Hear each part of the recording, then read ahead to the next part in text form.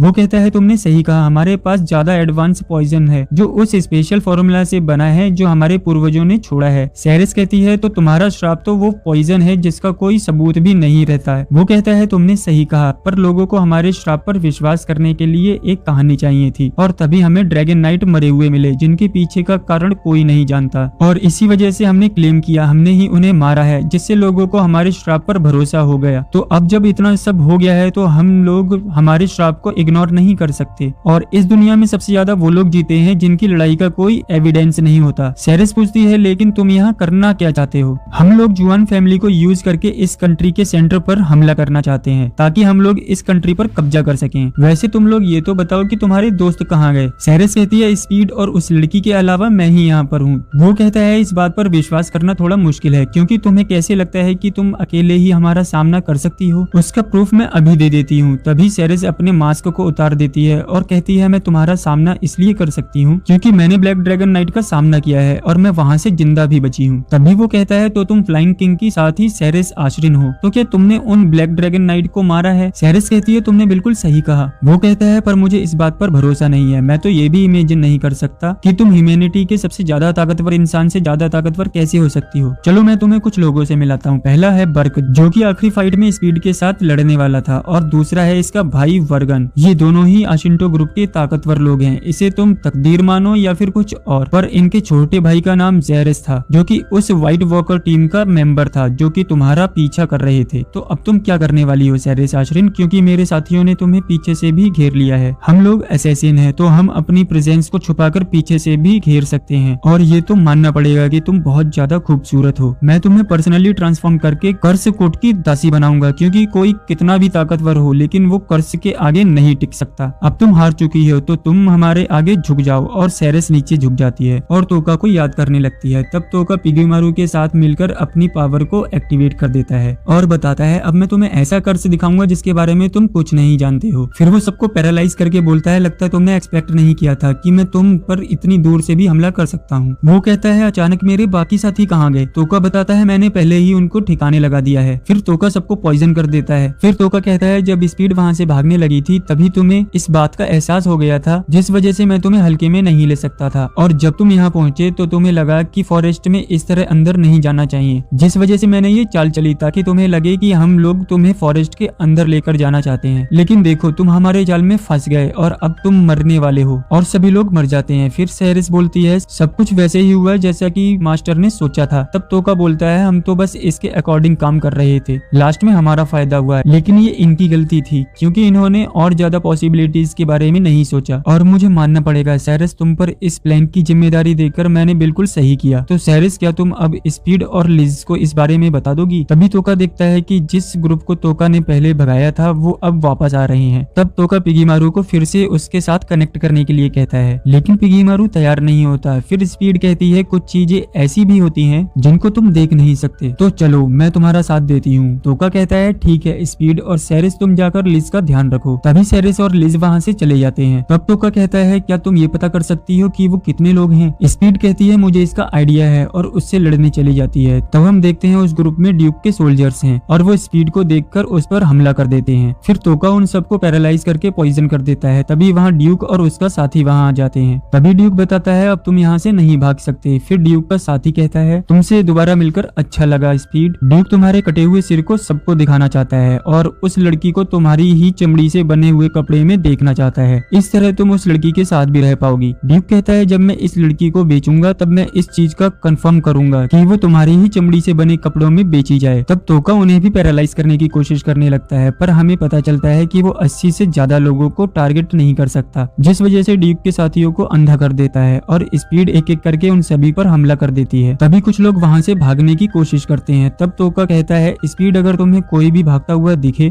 तो उसे वहीं मार देना। फिर स्पीड एक एक करके उन सभी को मारना शुरू कर देती है। फिर तोका भी सभी को मारना शुरू कर देता है ताकि वो फिर से पैरालाइज की लिमिट को रिफ्रेश ना कर सके। तभी एक सोल्जर उस पर पीछे से हमला कर देता है पर सेरेस उसे मार देती है। तब हम देखते हैं ड्यूक एक सोल्जर को मार देता है जो कि डर की वजह से भाग रहा था। बाकी सभी को तोका को मारने के लिए कहता है। फिर तोका बताता है मेरी स्किल को यूज किए बिना ही ये ड्यूक कितना पागल है, मुझे तो कुछ करने की जरूरत भी नहीं है। तभी स्पीड कहती है मैं तुम्हारा शुक्रिया अदा करना चाहती हूँ क्योंकि मुझे लग रहा था कि मैं एक कैरियर के तौर पर अब नहीं लड़ पाऊंगी पर मुझे ऐसे लड़ने में मजा आ रहा है। तब स्पीड भागते हुए ड्यूक के सोल्जर को मार देती है। फिर ड्यूक कहता है मैं तुम्हें कभी माफ नहीं करूंगा और फ्यूचर में कभी भी तुम लोग मुझे मिलोगे तब मैं तुम्हें बताऊंगा कि मौत होती क्या है। तब तोका उसे पैरालाइज कर देता है और कहता है क्या तुम बेवकूफ हो? क्या तुम्हें सच में लगा कि मैं तुम्हें यहाँ से भागने दूंगा? चलो स्पीड अभी इसे मार डालो। फिर स्पीड कहती है अगर तुमने सिर्फ मुझे धोखा दिया होता तो शायद मैं तुम्हें माफ भी कर देती, पर तुमने तो उस बच्ची को भी धोखा दिया है, इसलिए मैं तुम्हें माफ नहीं कर सकती। फिर उसका गला काट देती है। तभी सैरिस कहती है लगता है अब सब कुछ खत्म हो गया है। फिर तोका कहता है सैरिस अब लिज के साथ जाने की तैयारी करो और हाँ, मेरी मदद करने के लिए शुक्रिया। अब से तुम हमारी मर्सिनरी ग्रुप की वाइस कैप्टन हो। जब भी मैं ऑर्डर देने की हालत में नहीं होऊंगा तब तुम ऑर्डर दे सकती हो। तब तोका शिंटो ग्रुप के मेंबर को फ्रीज करने लगता है और कहता है जब भी मैं इस स्किल से किसी को फ्रीज करता हूँ तब डेड बॉडी एक ऑब्जेक्ट में कन्वर्ट हो जाती है और उसे टुकड़ों में तोड़ा जा सकता है। फिर स्पीड कहती है तो तुम इसके साथ करना क्या चाहते हो? इस स्किल की मदद से मैं कोई भी सबूत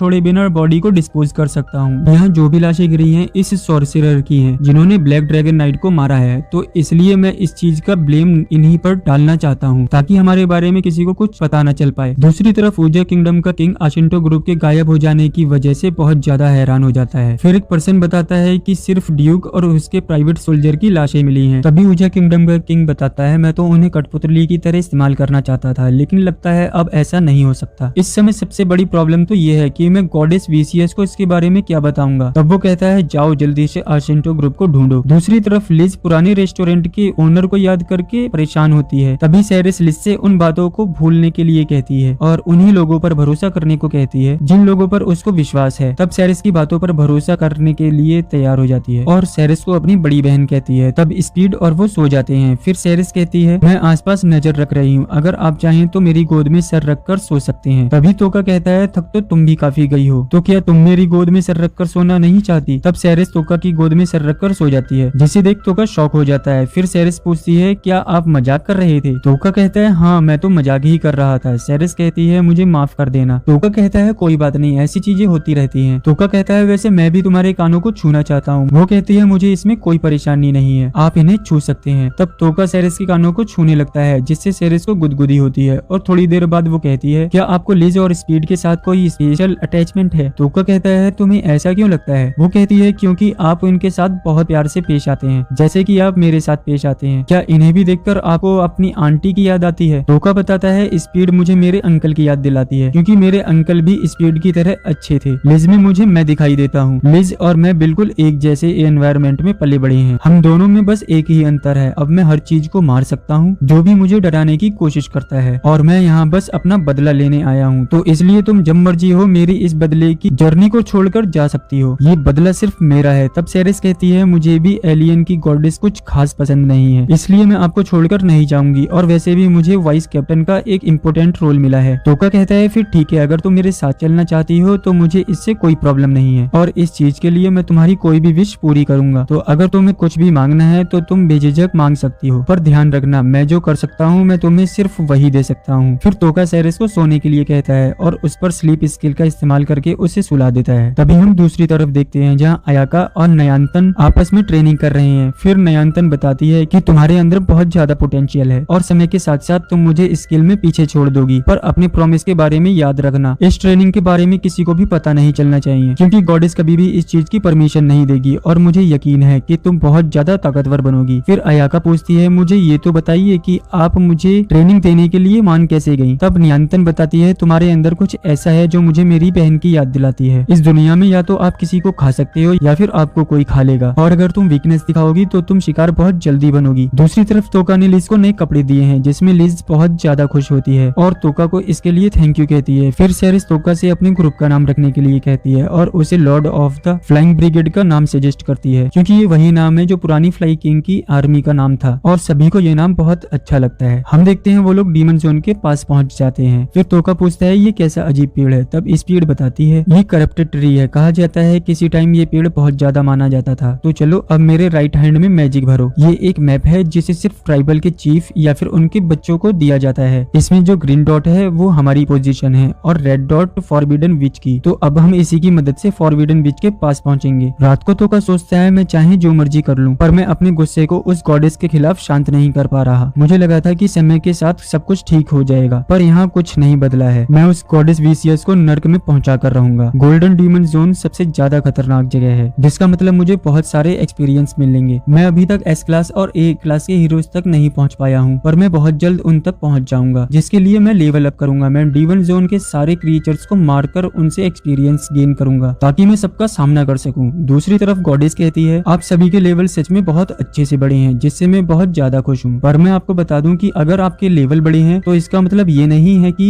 आपकी सिर्फ बेसिक एबिलिटी ही इम्प्रूव हुई है, तो तुम लोगों को अभी भी कॉम्बैट टेक्निक सीखने की जरूरत है। और अगर मैं दूसरे शब्दों में कहूँ तो तुम्हारे पास कोई स्किल नहीं है, तो इसलिए तुम लोगों को ट्रेन करने के लिए मैंने कुछ अलग लोगों को बुलाया है। और इस समय ग्रेट डीमन एम्पायर की जगह हमें बहुत सारी मूवमेंट देखने को मिली है, तो इसका मतलब यही है कि बहुत जल्द लड़ाई शुरू होने वाली है और हमें बहुत सारी आर्मी का सामना करना पड़ सकता है। इस लड़ाई में तुम सबको पार्ट लेना बहुत जरूरी है, जिसके लिए तुम्हें कड़ी मेहनत से ट्रेनिंग करनी होगी। फिर थोड़ी देर बाद गॉडेस कहती है हीरोज को प्रैक्टिकल कॉम्बैट स्किल जरूरी है और अगर उन्हें आगे कंटिन्यू करना है तो उन्हें लेवल अप भी करना होगा। तो इसलिए मैं सोच रही हूँ हमें गोल्डन डीमन जोन जाना चाहिए। और ये एपिसोड यहीं एंड होता है। चैप्टर 10 की स्टार्टिंग में सेरिस कहती है लिज तुम्हें इतना सामान उठाने की कोई जरूरत नहीं है। लिज कहती है मैं ठीक हूँ और वैसे भी जितना सामान मुझे उठाने को मिलेगा उतना ज्यादा मेरे जीने के चांसेस बढ़ जाएंगे, तो इसलिए मुझे ये सामान उठाने दीजिए। और सभी लोग इस बात के लिए मान जाते हैं। फिर वो डीमन जोन में आगे बढ़ते ही हैं कि उन्हें डीमन के होने का एहसास होता है, तभी वो लड़ने के लिए तैयार हो जाते हैं। तोका सोचता है ये तो अबेंडन खंडर जैसा डीमन लग रहा है, लेकिन उसके सिर पर ये अजीब सा क्या है। वो डीमन उन पर हमला कर देता है, तभी स्पीड भी उस पर हमला कर देती है। उसी वक्त तोका डीमन पर पैरालाइज और पॉइजन स्किल को यूज करता है। स्पीड तोका से पूछती है क्या आपको वो मिल गया जो चाहिए था। तोका कहता है मेरी फर्स्ट कंडीशन तो पूरी हो गई है, लेकिन ये क्लियर नहीं है कि डीमन जोन के डीमंस पर मेरी पावर का असर होगा भी या नहीं, पर अभी तो ये काम कर रही है। अबेंडन खंडर में जिन डीमंस से मैं लड़ा था ये उनसे कमजोर डीमन है, तो मुझे लगता है यहाँ के डीमन से इतने भी ज्यादा ताकतवर नहीं है। फिर तोका चाकू लेकर डीमन के पास जाता है। फिर सेरिस पूछती है आप ये क्या कर रहे हैं। तोका बताता है मुझे लगता है मैंने इसे बुक में देखा है। फिर सेरिस को वो डीमन बुक में मिल जाता है। तोका कहता है मुझे लगा ही था कि इसके सिर पर ये अजीब सा चीज फॉरबिडन आइटम को बनाने के काम आता है। तभी सेरिस पूछती है क्या ये वही चीज है जैसी तुमने फ्लाई किंग के मास्क के अंदर वॉइस चेंज करने के लिए लगाई थी। तोका कहता है मेरे हिसाब से ये वैसा ही होना चाहिए और अगर तुम्हें ये बुक इतनी पसंद है तो ये तुम अपने पास रख सकती हो। तोका सोचता है इस वक्त सब लोग स्पेशल ट्रीटमेंट से बहुत ज्यादा खुश हैं, तो किसी भी चीज के लिए इनके दिमाग में शक पैदा नहीं होना चाहिए। फिर वो लोग आगे बढ़ जाते हैं। हम देखते हैं तोका के बैग के अंदर कुछ चमक रहा है और सब लोग नदी को पार कर रहे हैं। स्पीड कहती है नदी को पार करते समय बैग से मुझे उठाने चाहिए। तोका कहता है लिज ये खुद उठाना चाहती है और इसके लिए तुम उसकी रिस्पेक्ट करो। स्पीड पूछती है अगर लिज फिसल गई तो क्या होगा। लिज बताती है चिंता मत करो सिस्टर मैं ठीक हूँ। तभी अचानक लिज नीचे गिरने लगती है, तभी पिगी मारू उसे बचा लेता है। तभी स्पीड कहती है तो आपने पहले ही सब सोच रखा था। तोका बताता है कि मैं चाहता हूँ कि लिज जो चाहती है वही करे, क्योंकि किसी वक्त मेरी सिचुएशन भी बिल्कुल लिज के जैसी थी, तो उसकी मदद करना मतलब मैं खुद की मदद कर रहा हूँ। तभी लिज पूछती है आप लोग क्या बात कर रहे हैं। तोका बताता है हम कोई बात नहीं कर रहे थे और कभी कोई ये चीज कहे तो समझ जाना वो उस बात को बताना नहीं चाहता। फिर लिज पूछती है कि आप इसलिए नहीं बता रहे क्योंकि मैं नदी को पार नहीं कर पाई। स्पीड बताती है हम ये बात नहीं कर रहे थे, मैं तो बस ये बता रही थी कि मैंने एल्फ और ह्यूमन के बारे में ज्यादा स्टोरीज नहीं सुनी है, तो मैं ये देखना चाहती हूँ कि अगर तोका और सेरिस का बच्चा होगा तो वो कैसा होगा। तभी ये बात सुनकर सेरिस नदी में गिर जाती है, जिसकी वजह से उसे ठंड लगने लगती है। तभी तोका उसे अपना कोट पहनने को देता है और वो कोट उसको अपने पास रखने को कहता है और बताता है कि उसने इसे बहुत समय से धोया नहीं है। सेरिस कहती है मुझे इससे कोई परेशानी नहीं है। तभी तोका कहता है तुम्हें मेरी स्मेल से कोई प्रॉब्लम नहीं है। सेरिस कहती है आपने बिल्कुल सही कहा। फिर वो लोग आगे बढ़ने लगते हैं। तभी स्पीड को डीमन के होने का एहसास होता है और वो इस बारे में सभी को बता देती है। तोका सोचता है क्या तुम्हें पता है कि ये किस तरह का डीमन है। स्पीड कहती है मुझे नहीं पता, पर मुझे माफ करना कि इस बार मैं आपकी मदद नहीं कर पाऊंगी। तोका कहता है तो ठीक है और अभी के लिए तुम पीछे हट जाओ। फिर वो डीमन उनकी तरफ बढ़ने लगता है। तोका सोचता है मेरे पास पिगी मारू को इस्तेमाल करने का वक्त नहीं है। तोका सोचता है तो ये वो डीमंस हैं जिन्हें ब्लड फाइट की स्ट्रॉन्गेस्ट फाइटर भी हैंडल नहीं कर सकती। तोका डीमंस को पैरालाइज करके बोलता है तुम्हें खुशी हो रही होगी कि तुम शिकार करोगे, लेकिन तुम तो खुद शिकार बन गए हो। फिर तोका उन पर बर्जर की स्किल को यूज करता है, जिससे मॉन्स्टर्स जल्दी मरने लगते हैं और इसकी वजह से तोका का लेवल अप हो जाता है। तभी स्पीड कहती है तोका लड़ाई से पहले जैसे तुमने एक्ट किया था उसे देखकर लग रहा था कि तुमने पहले भी इनका सामना किया हो। तोका बताता है मेरे हिसाब से ये नेजरोट डीमन है। फिर तोका चाकू लेकर उसकी स्किन को उतारने लगता है। स्पीड पूछती है क्या तुम ये खाने वाले हो। तभी तभी सेरेस बताती है ऐसा कुछ नहीं है, ये चीज पिगीमारू के लिए स्ट्रेंथनिंग पोशन बनाने में काम आएगी। तभी स्पीड कहती है इसका मतलब पिगीमारू इसको अपनी बॉडी में एब्जॉर्ब करेगा। ये सुनकर पिगीमारू को बिल्कुल अच्छा नहीं लगता। तोका पिगीमारू को बताता है फिक्र मत करो, जब स्ट्रेंथनिंग पोशन बनेगा तब तुम्हें ये अजीब नहीं लगेगा। तभी उन लोगों को किसी डीमन के होने का एहसास होता है, लेकिन आसपास कुछ नहीं होता। तोका सोचता है कि ये कहाँ गया। अचानक पिगीमारू बैग की तरफ इशारा करता है। तभी तोका बैग से अंडा निकालता है जो फूट जाता है और उसके अंदर से घोड़े जैसा डीमन निकलता है। तभी तोका कहता है ये तो एक घोड़ा है, पर ये अंडे से निकलने के बाद अचानक इतना बड़ा कैसे हो गया? क्या ये कोई डीमन है? सेरेस बताती है मैंने इसके जैसा डीमन कभी नहीं देखा। तभी वो घोड़ा तोका को प्यार करने लगता है और तोका को उसकी पीठ पर कुछ महसूस होता है। तब सेरेस बताती है ये एक आर्गन और मैजिकल बीस्ट या मैजिकल क्रिएचर के ऊपर देखने को मिलता है। तब तोका सबको सतर्क रहने को कहता है और घोड़े की पीठ पर मैजिक भरने लगता है। तोका सोचता है शायद ये पहले भी मैजिक को एब्जॉर्ब करके बड़ा हुआ था। हम देखते हैं वो घोड़ा एक वयस्क घोड़े की तरह इवॉल्व हो जाता है। तब सेरेस कहती है इसका मतलब ये मैजिक को एब्जॉर्ब करके इवॉल्व होगा। तब तोका बताता है तुमने सही कहा, क्योंकि इसने इवॉल्व होने के लिए मेरे 1000 मैजिक पॉइंट को एब्जॉर्ब किया है। तभी वो घोड़ा तोका को उसमें और मैजिक भरने के लिए कहता है। फिर वो घोड़ा 10,000 मैजिक पॉइंट्स को एब्जॉर्ब करके फिर से इवॉल्व हो जाता है। तभी तोका बताता है लगता है हमारे पास एक इंटरेस्टिंग मेंबर आ गया है और किसी वजह से मैं इसका पिता बन गया हूँ। तब सेरेस कहती है अगर ऐसी बात है तो हमें इसका कोई नाम रखना चाहिए। फिर तोका उसका नाम स्ले रखता है जो कि नॉर्स माइथोलॉजी के गॉड ओडिन के घोड़े के नाम पर रखा होता है और ये नाम स्ले को भी पसंद आता है। तभी तोका स्ले से कहता है क्या तुम अपनी पुरानी फॉर्म में वापस आ सकते हो? फिर स्ले हाँ कहकर अपनी पुरानी फॉर्म में वापस आ जाता है और सेरेस के साथ खेलने लगता है। दूसरी तरफ हम देखते हैं हीरोज अपनी एक्सपी बढ़ाने के लिए डीमन जोन आए हुए हैं। वो अपने अपने ग्रुप के साथ एक्सपीरियंस पॉइंट को गेन कर रहे हैं। तभी यामादा पूछता है तुमने अपना मुंह क्यों लटका रखा है? तब किरीहारा कहता है मुझे ये बिल्कुल पसंद नहीं, क्योंकि ये लोग मुझे कमजोरों से लड़वा रहे हैं। मुझे ऐसा समझ रखा है जैसे कि हम बच्चे हों। ये लोग मेरे बारे में गलत सोच रखते हैं, लेकिन वक्त आ गया है कि मैं इन्हें ये बताऊं कि यहाँ बड़ा कौन है। फिर रात को इनकी तरफ मॉन्स्टर्स बढ़ रहे होते हैं और गार्डियंस डिसाइड करते हैं कि हीरोज उन्हें नहीं संभाल पाएंगे, इसलिए इस सिचुएशन को वो खुद संभालेंगे और डीमंस को मारने चले जाते हैं। वो 2 डीमंस को मार भी देते हैं, लेकिन उनकी तरफ और ज्यादा डीमंस आ रहे थे। तभी किरीहारा बोलता है इतने ज्यादा कमजोर डीमन होने के बाद भी तुम मुझे पीछे रहने को कह रहे हो। मैं तुम्हें दिखाता हूँ कि इन्हें हैंडल कैसे किया जाता है। फिर किरीहारा उन मॉन्स्टर्स को अपनी फायर स्किल से जला देता है और कहता है मेरी स्किल 4th लेवल पर पहुंच चुकी है, तो अब तुम लोग भी मुझे सीरियस लेना शुरू कर दो। देखो ये है फ्यूचर किंग किरीहारा की ताकत। तभी काशिमा पूछती है ये अयाका और इजुकी कहाँ है? हिजरी कहती है लगता है वहाँ कुछ हुआ है। तब इत्सुकी वापस जाने को कहती है क्योंकि इन लोगों ने आत्महत्या कर ली है। तब हिजरी बताती है ये वो जासूस हैं जो अपने मास्टर्स के लिए कुछ भी कर सकते हैं और मेरे हिसाब से इन्हें यहाँ पर गॉडेस वीसियस ने भेजा है ताकि ये हमें नुकसान पहुंचा सके।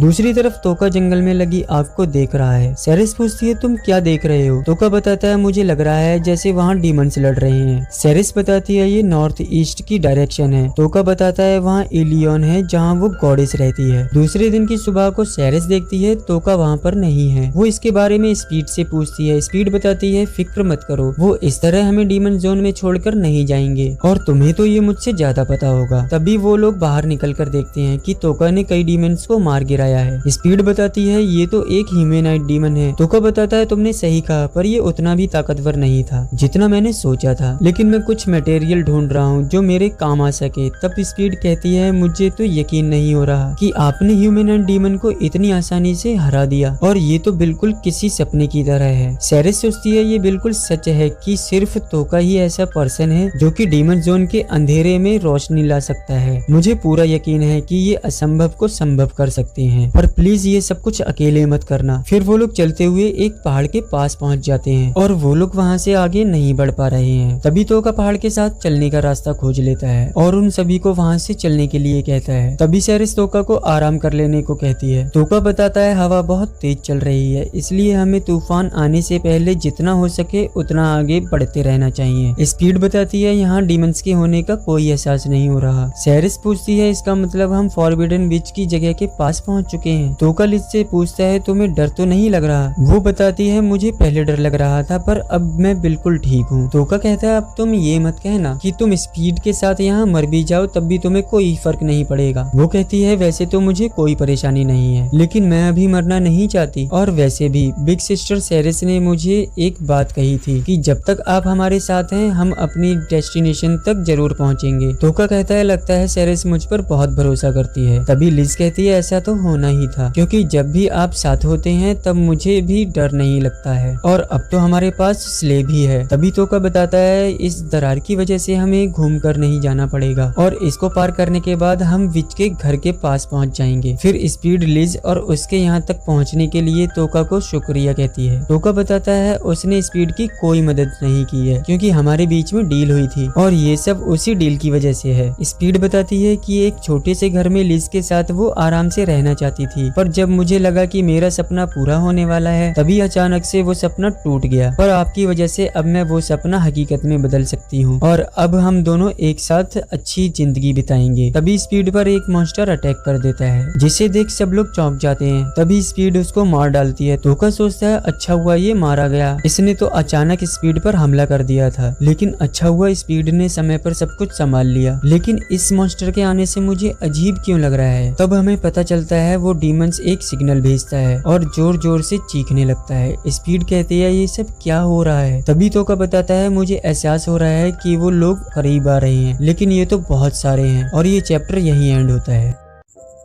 चैप्टर 11 की स्टार्टिंग में हम देखते हैं तोका बताता है बहुत सारे डीमंस यहीं आ रहे हैं, और इतनी बड़ी तादाद में तो डीमन जोन में रहने वाले लोग भी डरते होंगे, लेकिन अब भी हमारे पास टाइम है इससे पहले कि वो यहाँ आए। तभी स्पीड कहती है सब मेरी बात सुनो, मैं डीमंस को अट्रैक्ट करने के लिए चारे का काम करूंगी, और इस बीच तुम लोग विच की लोकेशन पर चले जाना, मैं तुम्हारे लिए कुछ समय निकाल लूंगी, चाहे इसकी कीमत मुझे चुकानी पड़े। तब स्पीड उसे समझाती है लिज ये मेरी लापरवाही के कारण हुआ है और मैं इस तरह के इलाके से वाकिफ हूँ, तो लिज जब तक मैं ना लौटूं तब तक तुम तोका और सेरेस के साथ रहना। तभी तोका कहता है अगर तुम यही करना चाहती हो तो ये मैं तुम पर छोड़ता हूँ, लेकिन मेरी एक शर्त है, तुम कसम खाओ कि तुम जिंदा वापस आओगी। तब स्पीड वादा करती है। तभी तोका कहता है क्या तुमने सच में ये सोचा कि मैं यही कहूंगा? स्पीड अगर तुम वहाँ अकेले काम करोगी तो तुम जिंदा नहीं बच पाओगी, और वैसे भी ये तुम्हारी गलती नहीं है, ये डीमन बहुत ज्यादा चालाक था जिसकी वजह से हमें पहले अंदाजा नहीं हुआ, तो तुमने इसे मारकर कोई गलती नहीं की। तब सेरेस कहती है तोका ने बिल्कुल सही कहा, अगर तुम्हारी जगह मैं होती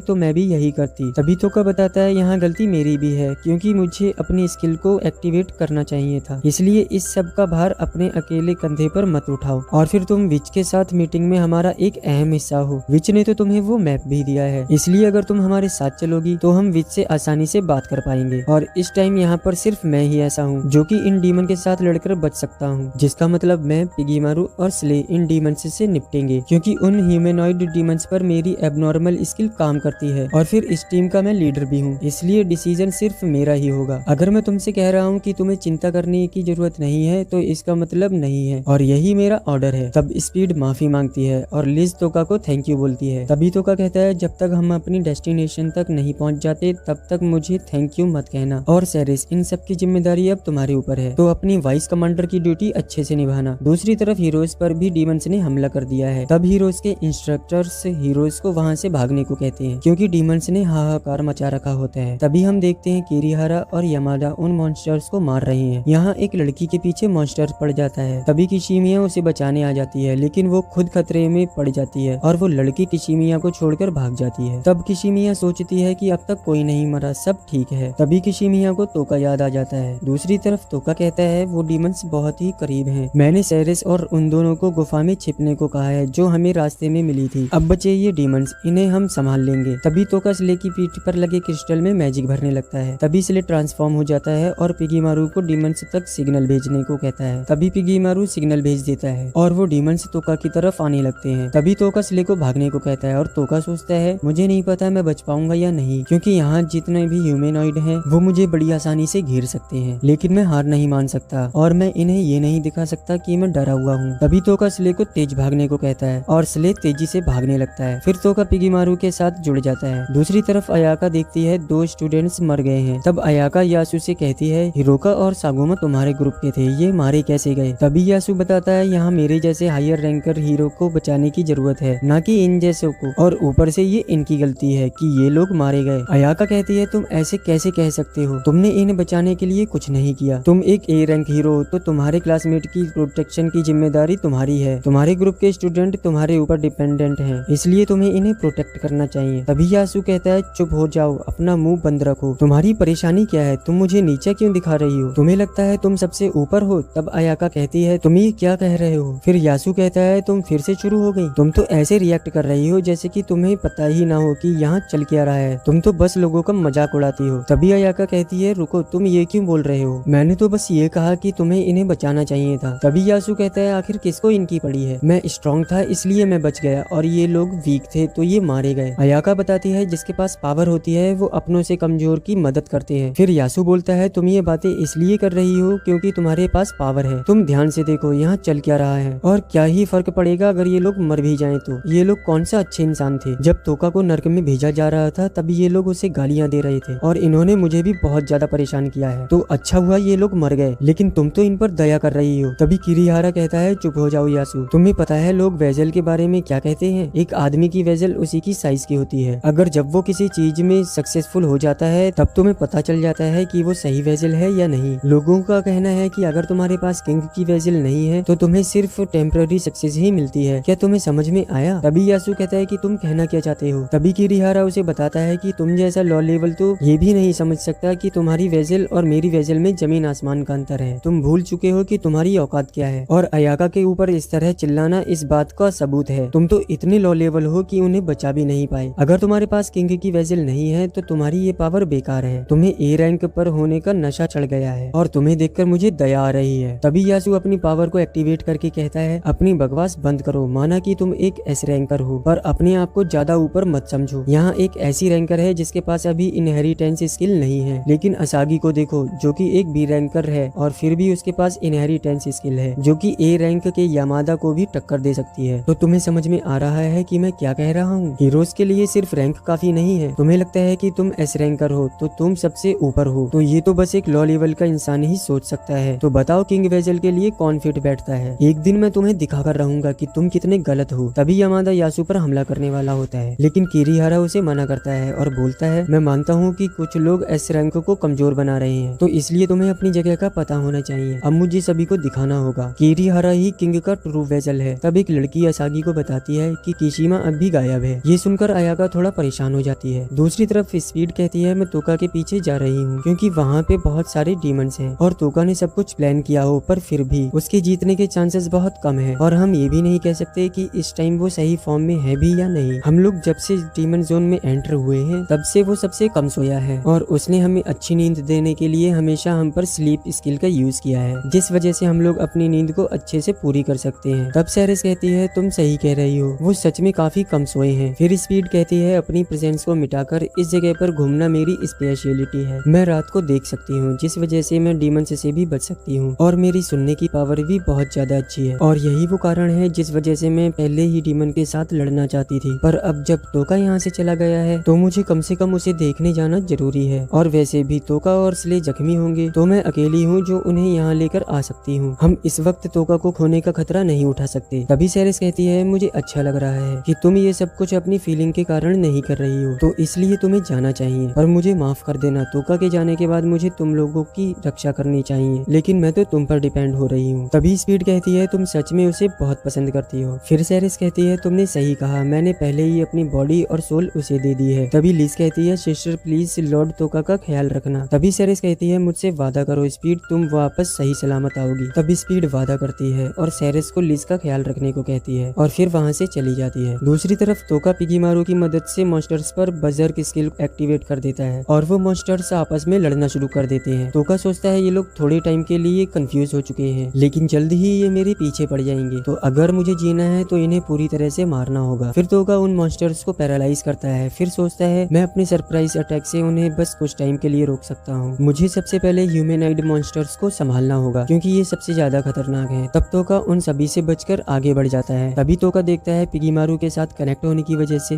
उसका मैजिक जल्दी खत्म हो रहा है और अगर वो ऐसे ही मैजिक को यूज करता रहेगा तो वो 10 मिनट से ज्यादा नहीं टिक पाएगा और अगर उसे बाकी डिमंस के साथ लड़ना है तो उसे लेवल अप करना ही होगा। तब तोका सोचता है ह्यूमनॉइड मॉन्स्टर्स के पास से सबसे ज्यादा एक्सपी मिलेगी, तो अगर मैं उन्हें मारता रहूंगा तो मैं बार बार लेवल अप कर सकता हूँ, पर इसमें बहुत खतरा है और वैसे भी अगर मुझे उनसे एक्सपी चाहिए तो मुझे उनके करीब जाना ही होगा, जिसका मतलब मुझे वहीं वापस जाना होगा जहाँ मैंने उनको पहले रोक कर रखा था। तभी तोका स्ले को मुड़ने के लिए कहता है और रास्ते में आने वाले मॉन्स्टर्स पर डार्क स्लीप और पैरालिसिस से हमला करने लगता है ताकि वो उन लोगों से बचकर वापस पीछे जा सके। तब तोका अपनी पावर खत्म होने से पहले उस मॉन्स्टर के पास पहुंच जाता है जिसने उसे सबसे पहले पैरालाइज किया था और उसके ऊपर बर्जर की स्किल का यूज कर देता है जिससे वो मॉन्स्टर मर जाता है और तोका का लेवल अप हो जाता है। तब तोका सोचता है अब मेरी मैजिकल पावर फिर से वापस आ गई है, जिसका मतलब अब मैं देर तक लड़ सकता हूँ। अगर मुझे इस लड़ाई में और देर तक टिकना है तो मुझे इस मॉन्स्टर के करीब रहना होगा ताकि मैं और ज्यादा एक्सपी को गेन कर सकूं। तभी तोका मल्टीपल स्किल्स से उन पर हमला करना शुरू कर देता है। तोका के पीछे दो बड़े मॉन्स्टर्स आ रहे होते हैं। तोका सोचता है मैं इन लोगों पर तब तक हमला नहीं कर सकता जब तक ये मेरी रेंज में नहीं आ जाते। तब हम देखते हैं तोका स्ले से नीचे उतर जाता है जिससे वो दोनों मॉन्स्टर्स उसकी रेंज में आ जाते हैं और तोका उन्हें मार देता है। तभी तोका का लेवल अप हो जाता है और वो मॉन्स्टर्स की तरफ बढ़ने लगता है। हम देखते हैं मॉन्स्टर्स की तादाद ज्यादा होने की वजह से तोका और स्ले नीचे गिर जाते हैं जिससे चारों तरफ से मॉन्स्टर्स उन्हें घेर लेते हैं। तभी तोका अपनी पावर की मदद से उन सभी मॉन्स्टर्स को मार देता है और कई बार उसका लेवल अप हो जाता है। दूसरी तरफ किशिमा एक मॉन्स्टर को मार देती है। वो सोचती है मुझे पता है कि मैं अयाका की तरह नहीं हूँ और जब तोका को बाहर निकाला गया था तब भी मैं बस छुपकर देख रही थी, पर फिर भी मैं मदद करना चाहती हूँ। मैं भी अयाका की तरह उन लोगों की मदद करना चाहती हूँ जिनका टाइम खराब चल रहा है, पर मुझे इस चीज से बहुत डर लगता है क्योंकि मैं मरना नहीं चाहती। तभी हम देखते हैं वहाँ स्पीड आ जाती है और उसे काशिमा में लिज की झलक दिखती है जिससे वो उसकी तरफ मदद का हाथ बढ़ाती है, लेकिन इससे काशिमा डर जाती है। तभी हम देखते हैं इत्सुकी काशिमा को बचाने के लिए वहाँ आ जाती है और स्पीड पर हमला कर देती है जिससे स्पीड की आवाज चली जाती है। तब स्पीड सोचती है अब मेरे समझ में आ गया है, ये वही लोग हैं जिन्हें गॉडेस ने बुराई से लड़ने के लिए बुलाया है और ये भी तोका की तरह हीरोज हैं। तभी वो स्पीड पर हमला कर देती है और ये चैप्टर यहीं एंड होता है।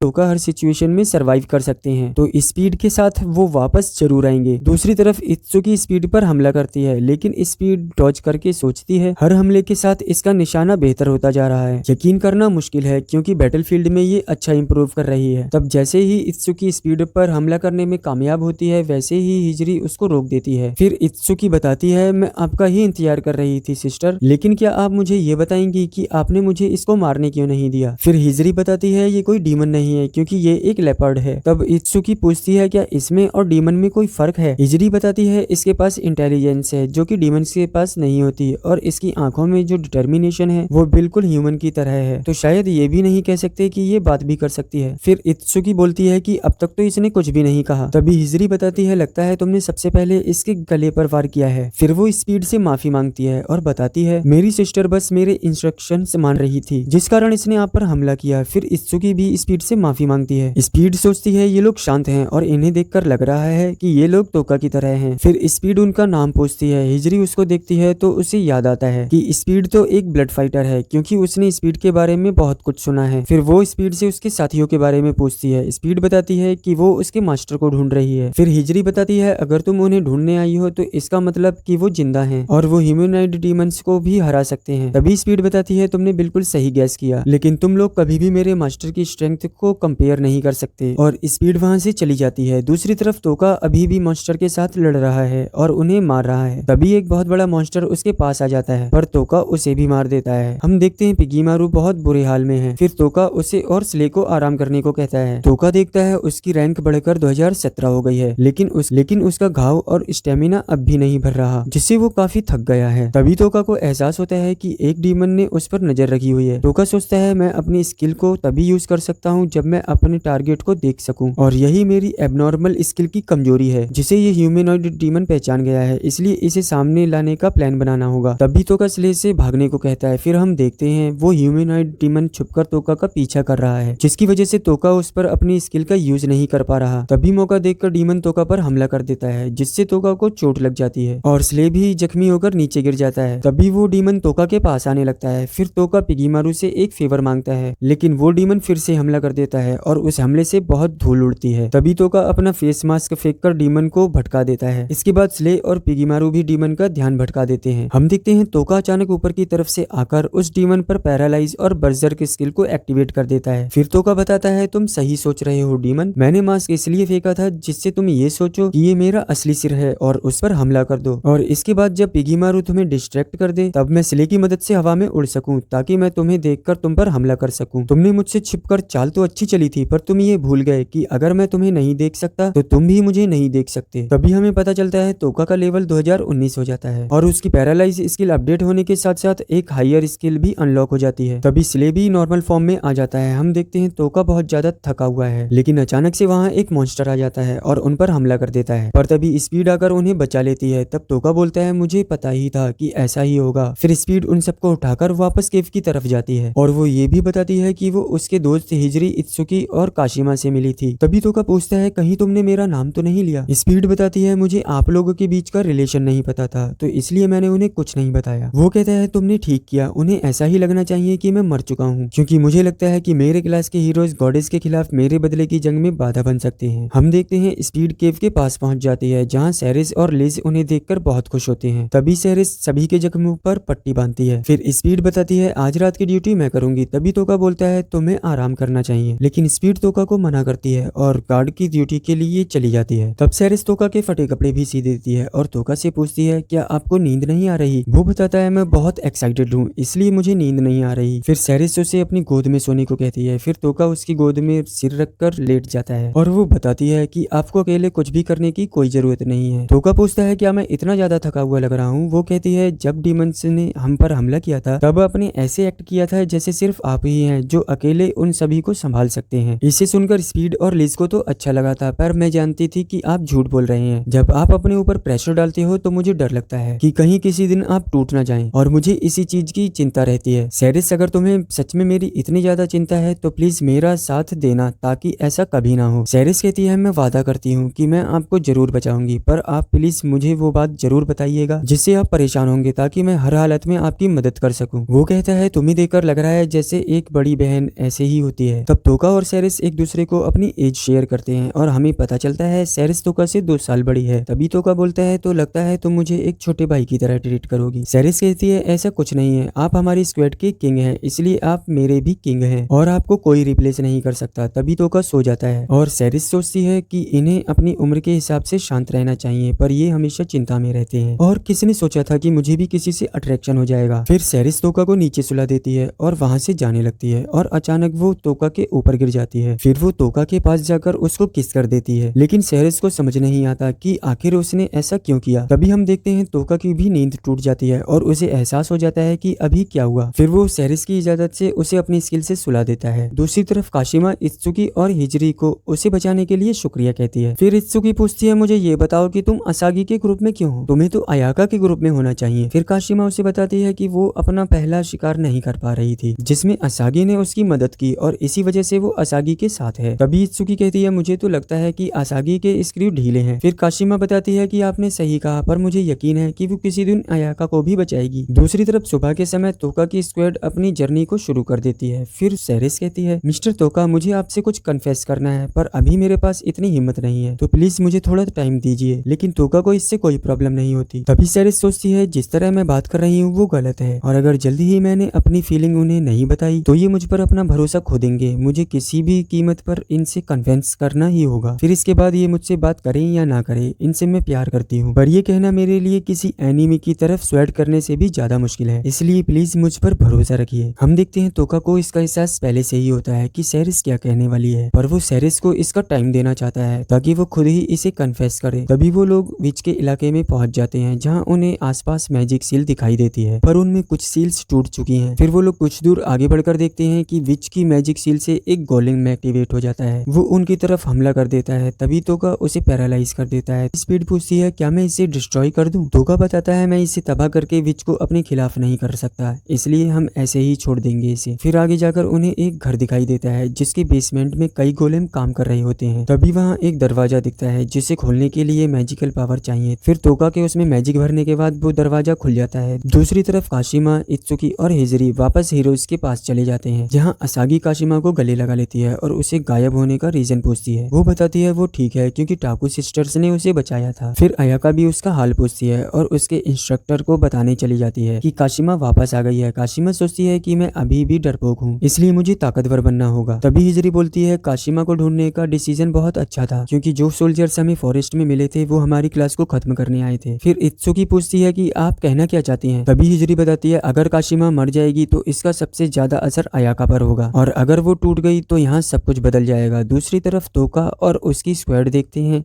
कि दरवाजे की दूसरी तरफ एक अलग ही दुनिया है जिसे देखकर वो सब हैरान हो जाते हैं। तभी अचानक फॉरबिडन विच उनके सामने आ जाती है और तोका सोचता है ये पक्का वही विच है। इसके बारे में जो अफवाह है अगर वो सही है तो ये मुझे बुक ऑफ फॉरबिडन स्पेल समझा सकती है। दूसरी तरफ गॉडेस बताती है जल्द से जल्द सारे हीरोज को वापस बुलाओ क्योंकि ग्रेट डीमन एम्पायर की आर्मी में हरकत हुई है। तो देखते हैं कितने लोग वापस ताकतवर होकर आएंगे। दूसरी तरफ फॉरबिडन विच कहती है मेरा नाम एरिका है और मैं वही फॉरबिडन विच हूँ जिसे तुम लोग ढूंढ रहे हो। तोका सोचता है अब इंतजार करो मैं वो सब कुछ बर्बाद कर दूंगा जो भी तुम्हारे पास है। और इसी के साथ फेलियर फ्रेम का सीजन 1 यही एंड होता है। गाइस प्लीज चैनल को सब्सक्राइब जरूर कर लिया करो।